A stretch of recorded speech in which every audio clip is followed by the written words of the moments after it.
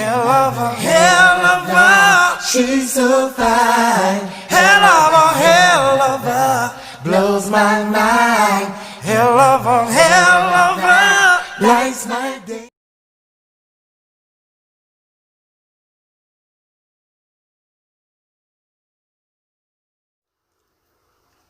What's good, guys?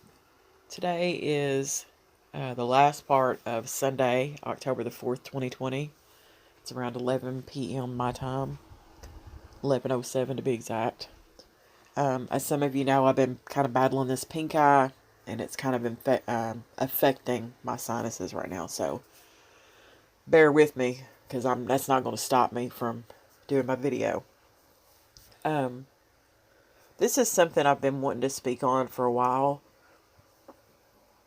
It's been on my mind and my heart too, and it's probably going to be a touchy subject for some, but I really don't care. I'll be real honest with you. I've tried to be as respectful as I possibly could be about it, and will continue to be, but I'm going to say my piece about it. So let's have a very candid conversation about this headstone that Kenneka Jenkins does not have. It's been 3 years and roughly a month, and she still has no headstone marking her grave, marking her spot in the cemetery in Chicago. And I want somebody to help me make that make sense, because I can't. I just can't do it. If that were my child, and I know everyone is different, but if that was my child, something would be off in my spirit to know that my child is laying in a cemetery in an unmarked grave. I don't see any way around that. I just couldn't. I couldn't do it. I've heard a couple of reasons tossed around as to why she still has no headstone. One of them being vandalism. And so I thought, well, is there really a problem with grave vandalism in Chicago? Is that something that's real? Is that something that exists? Again, trying to help it make sense in my mind. So I went and did a little research on it, just because I'm not from that area, and okay, maybe that's a legit reason for someone to fall back on. So I've found a few instances where cemeteries were vandalized. This article here is from June the 20th of 2008, and it's from ABC 7, Chicago, and the title says, "Police Make Arrests in Cemetery Vandalism Cases." Now, I'm not going to read the entire article, but it says, hundreds of other families experienced the same emotions. This couple, their daughter had died, was hit by a drunk driver. They visited her grave every single day, and they showed up one morning to find that a brass base that was attached to the headstone had been ripped off. That base was filled with flowers and notes, and they were obviously distraught over that. But it says for about 6 months, starting in September of 2007, almost 1,500 graves were vandalized in 9 cemeteries in the Chicago area.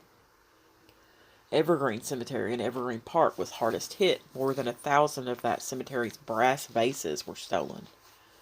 The thieves also took plaques from war veterans, religious statues, and even headstones. I found that.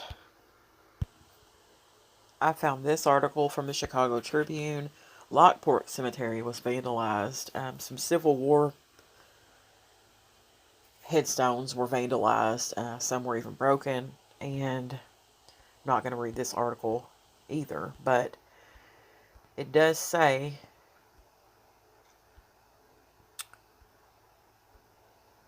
hold on, He said there is no fence around the cemetery, and a similar act of vandalism occurred about 5 years ago.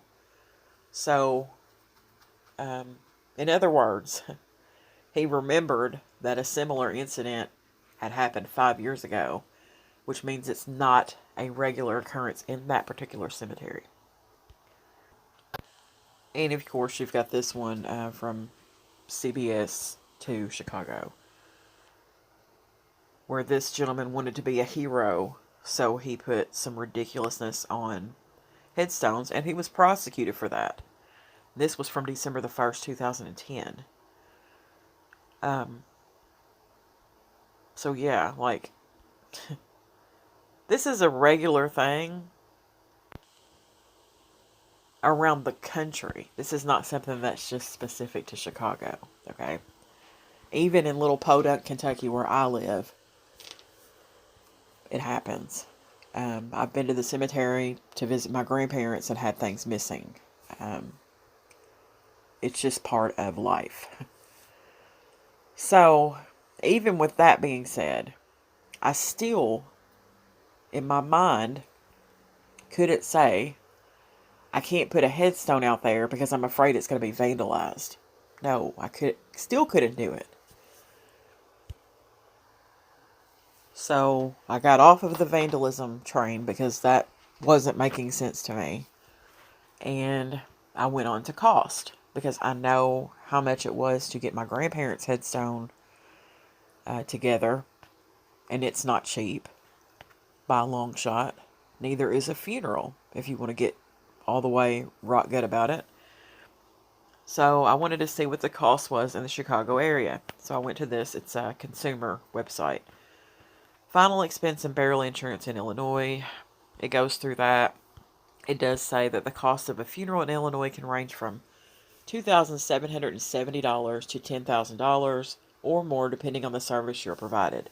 And that's about the same price as it is here. So that didn't shock me. If I roll down here, sorry guys, I don't want to have to roll all the way down here for you guys, but some things that kind of stood out to me a little bit. The burial requirements.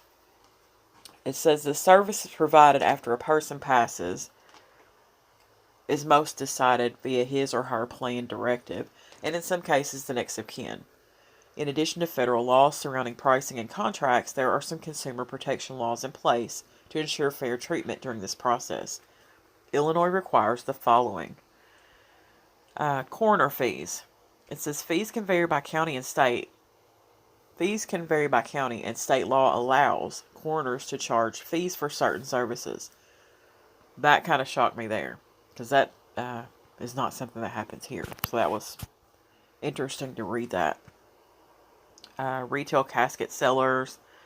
The laws that regulate the funeral industry do not apply to casket providers. However, in the state of Illinois, retail casket suppliers must provide a written price list of all burial options, along with detailed information concerning each casket. And we know that Kenneka was not cremated, so I'm not going to get into the cremation part, but it says, under container requirements, says federal law requires funeral homes to accept caskets purchased from an outside source for the funeral. I'm going to skip over the cremation, because she was not cremated, no matter what someone wants to tell you. She was not cremated. There are pictures that are floating around of her, not just specifically taken of her, but on the date of the service. So, no, don't even try that with me. And as a matter of fact, don't even put that in the comments. Like, I'm not even trying to hear that. That's foolery. But I wanted to get into this funeral product costs, because here's where it lists a breakdown of what the average cost is for these things. Grave marker, the average cost is $1,500. And it says price range $350 to $20,000. Alright. So, and that's roughly, I'm not trying to get all in my business or anything, but I know that my grandparents' headstone was like $1,800. It's not cheap, But it's a one-time deal. It's not something that you're going to have to go back and modify every year. It's just not. And that wasn't a basic headstone either. There was some, decoration to that and different engraving. I think they charged like $100 a letter or something like that. But yeah. So since I can't really make it make sense to me, I thought, well, we'll take it a step further. Why am I not contributing to getting the headstone put on her grave? But then you hit a brick wall with that, because that cemetery plot actually has a deed to it. And that is a person's private piece of property. So you can't just go around putting headstones up on people's property. It won't work like that. Because they could just have that removed. And I would hate to collect monies, or even me pay for it out of my own pocket, just to have that taken off of there. So that wouldn't work for me. But I wanted to show you the same. Do you need permission to put a headstone on a grave? It says, in most states, you do need permission to put a headstone on a grave in a public cemetery. You need a document called the grant deed. The grant deed must have your name on it for you to put up a headstone. For putting a headstone on private plots of land, it is up to the owner of the land or plot. And we don't own that plot of land. That plot belongs to whoever paid for it. And I'm assuming that would be Miss Teresa Martin. So, I couldn't put a headstone out there, nor could anyone else, without permission. So, but, I'm really just speaking out loud. Like, I just don't understand it. And it's not saying anything bad about anybody, so to speak. It's just, I don't get it. I can't make it make sense in my head as to why this young lady does not have a headstone. Because to me, when you don't have a headstone, it's like you aren't worth commemorating.